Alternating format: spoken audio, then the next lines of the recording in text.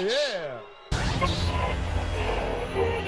tell you what, a person who believes that this wasn't set up by our own government is an idiot. Miss Shireen, could you put your phone up, please? Thank you very much. Welcome, Miss Sarah. Appreciate you coming today. Okay, so now we can get back to where we were. I want to go ahead and continue our discussion. I want to do a little review. I just want to make sure you got it 100%. The reason why we start in October here is because we just finished September, and it only makes sense that we move into October. Very important reasoning here, and I mentioned it last week. Multi-chaptered books, just like multi-paragraph passages, each chapter or each paragraph is connected. When you're dealing with a question, first line, you got to look at what came before it. It's usually going to help you understand. So the why October question is easily answered because if you remember, there was a test question dealing with September. That was the last section, dealing with autumn. So we wouldn't go to January. In this situation, it wouldn't make it logical. So that's why we're in October. Why seasons? Seasons is really important here because the seasons make us feel connected with nature. How do you deal with time? Well, you got a number of ways. Could you leave the classroom for me? Could you leave the class for me? No. Mr. Hassan, leave the class for me. No, leave. It's all. It's all. Mr. Hassan, I'm gonna have to ask you to leave, please.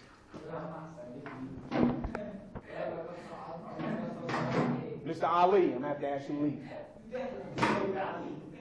We can't continue the lesson like this. I'm gonna have to ask you to leave, sir. Ali, I'm gonna have to ask you to leave, please.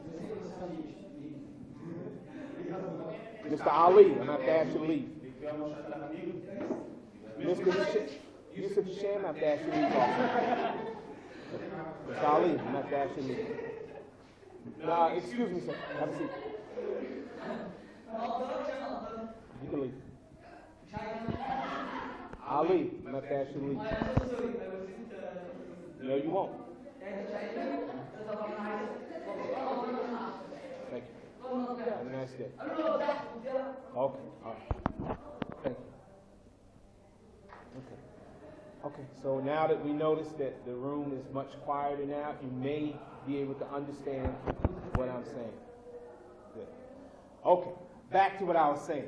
The reason he's using or organizing what he has written in seasons and not just regular time, because he could have broken it down from day to day, even from month to month, from year to year, but it wouldn't have made you feel as connected with nature as the way he did it, which is seasons, because that's how we measure time in nature. We measure it in seasons and not in days or in months. So we were in autumn in chapter 11, 12.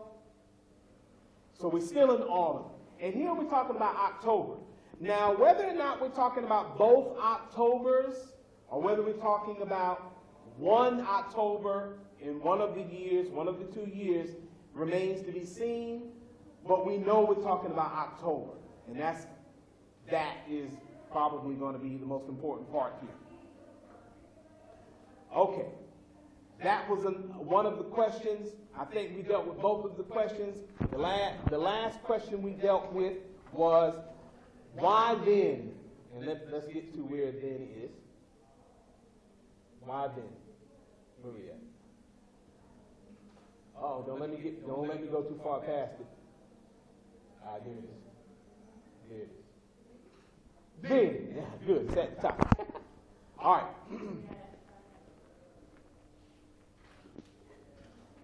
Then boundless chestnuts of Lincoln, they now sleep their long sleep under the railroad with a bag on my shoulder. Okay, so we talked about why he says then, meaning that there were many, many nuts to be found on the ground without much work. Okay, but maybe not now. And a stick to open bars within my hand. For I did not always wait for the forest. Amid the rustling of the leaves and the loud reproofs of the red squirrels and the jays, whose half-consumed nuts I sometimes stole. For the birds which they had selected, they're sure to contain sound ones. Occasionally, I climbed and shook the trees. They grew also behind my house, and one large tree, which almost overshadowed it, was, when in flower, a bouquet, which scented the whole neighborhood. But the squirrels and the jays got most of its fruit, the last coming in flocks early in the morning and picking the nuts out of the burs before they fell. I relinquished these trees to them and visited the more distant woods composed of wholly of chestnut. Now, so he didn't really deal with the food. Mr. Kareem, can you sit up, please? Stop sleeping. Near his house. He didn't do that. Is there a reason why he didn't do that? Anything previous chapters that may indicate why, aside from him mentioning why here, is there a reason why he didn't search the woods close to his house or around his house for what he was looking for? Not that it wasn't there, he just said it is.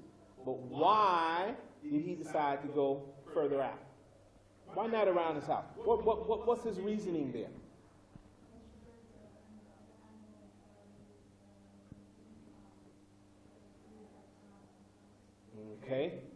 Okay, but wait a minute. So he's saying they got it before he could? He gave him the chance. Good. Now we're on the right track. Put your phone up, Mr. Timor. Okay. But why? What's his reasoning behind that? And can we connect that to something else we've read in the previous chapters?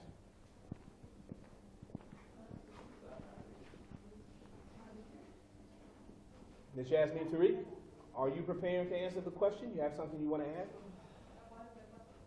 You don't even know the question. Why are you talking to Ms. Sarhan? Pay attention, please.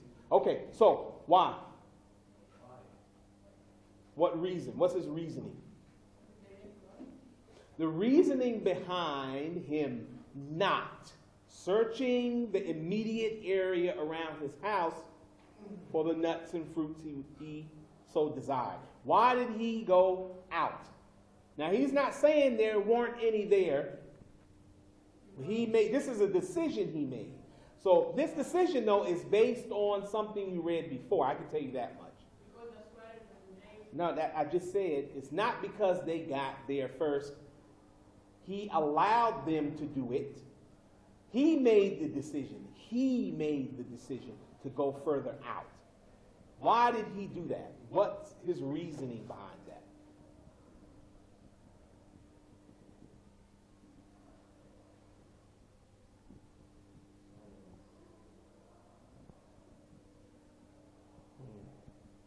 Guessing is good. Ms. Sarahani, well, you want to try to guess at that? I just said it's based on something you read before. In Walden.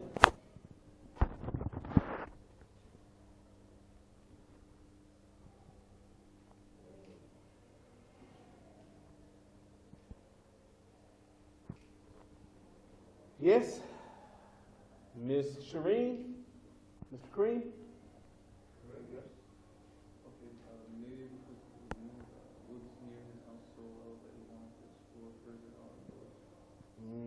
Okay, I'm not.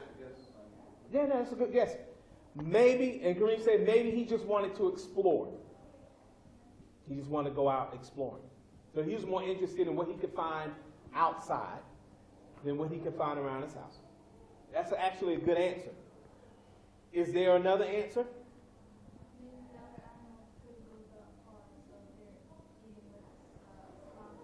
Okay, so go ahead.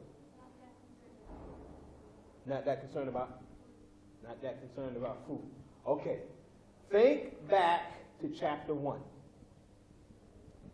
When he built the house. Are there some, that's why, but in a multi-chapter book, everything's connected. So you can't forget about what was in chapter 1. Yeah, but you can't forget about it. Just like you have a multi-paragraph reading passage, you can't forget what was in the first paragraph. No matter how big the passage is, you have to keep that in your mind. When he built his house, there were some decisions he made.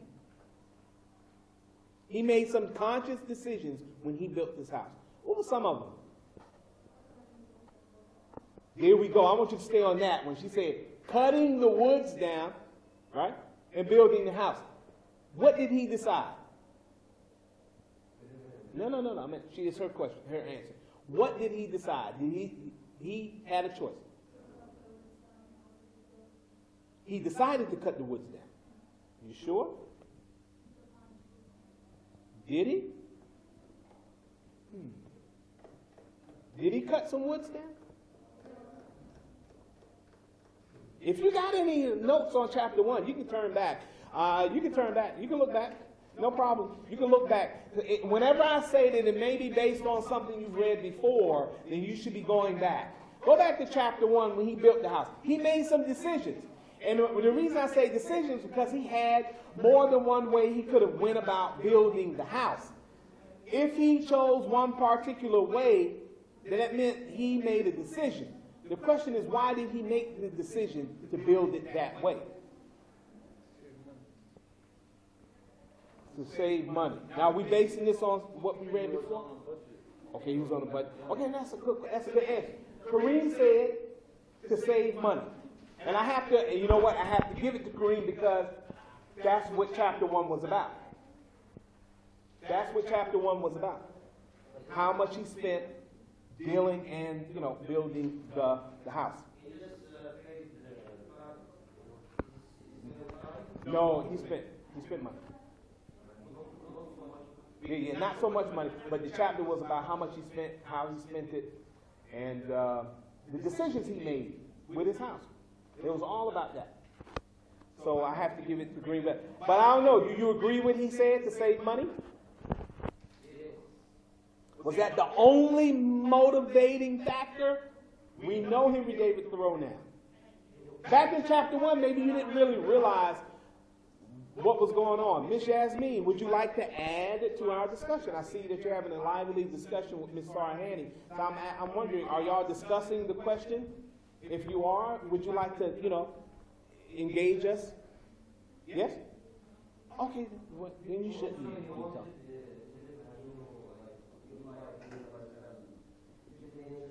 Yeah. So, did he cut down woods? No, this is my answer. Now, I'm connecting your answer. Did he cut down the woods? He bought from a friend. His old house. So he didn't cut down any woods around here. He bought the frame and everything from another. He bought another house, tore it down. Remember? And he dragged that house to where he wanted his house to be. And then he put his house up. Now he had decisions he could have made. Number one, he could have cut down the trees. Say, connect. Please connect. Please connect the question I just asked. What she just said. I want her to do it because it's hers. Because I know you didn't want to listen to what she just said. Connect it. What she just said. Basically, he's not trying to mess with it. Connect it, please. Connect it, please. Connect to the question I just asked.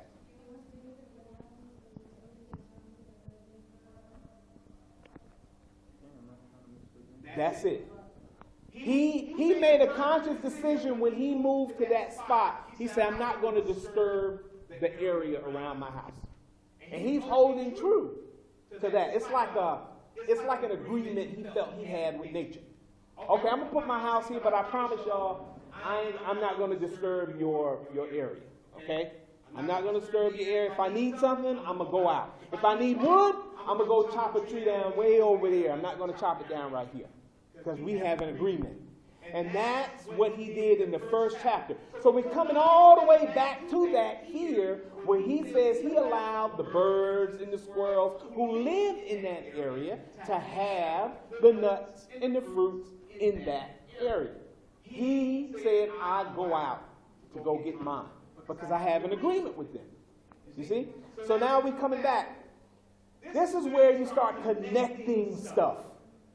Back to what I said to you in a multi-chapter book, in a multi-paragraph passage. You can't forget about what you read in the first paragraph. You can't, because it's going to be connected later, and in order to make those connections, you got to have it in your mind. You got to have it in your mind, as well as you have to actually read it. You have to read it. So there's the answer. Why didn't he collect the nuts and the fruits and other things in and around his house? Not because they weren't there, but because he didn't want to disturb the nature. He had that agreement when he put that house there. He didn't cut down any woods. He didn't clear out any land. He didn't do any of that. He left it undisturbed is what we would call it. That's the best word to use for that. He left the nature undisturbed. Undisturbed. And that was his agreement.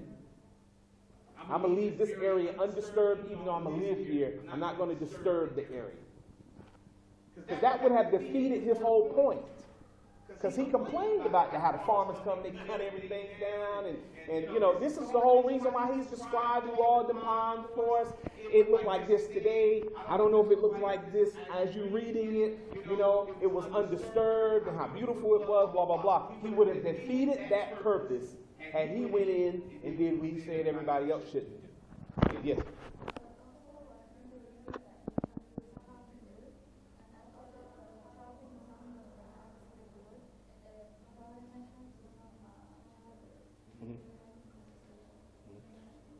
Okay.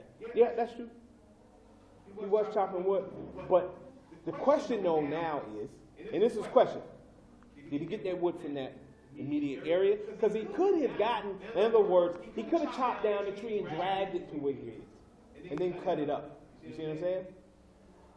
The question would be, did he get the tree from that immediate area? Or did he stay true to his thing? So based on what we kind of know here, that he didn't even want to collect the nuts and stuff around here. So probably he didn't chop down any trees in that immediate area. But he did chop down trees without no doubt. He chopped down, he did a lot of stuff, but he didn't do it in that immediate area.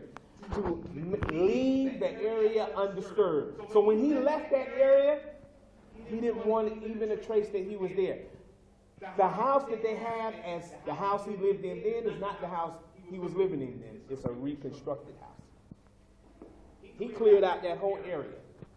He tore down that house. He did all of that, from what I understand. When they wanted to make it like a tourist attraction later, they rebuilt it to the specifications that he described to make it look like close to where he actually did it. And that's how they did it. But he wanted, his whole thing was to leave it undisturbed. To send a message. He's an environmentalist activist. He wants to send a message saying, this is how you should do it. And you can live happy, you can have everything you need without disturbing nature, without destroying anything, without doing all of that. You live simply, you can do it all. This is because I did it, so you can do it. Really good point.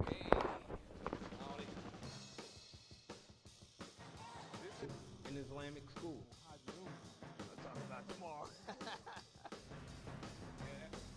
That's rolling the hard way. We don't want to roll quite that hard. We want to get one of them little minibuses. Welcome to the newtimeflash.com. Welcome to the newtimeflash.com. Oh yeah. All right. Check this out.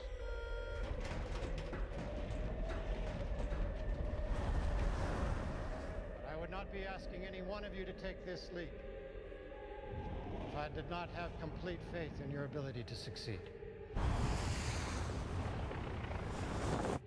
courage will never be more needed than it is today.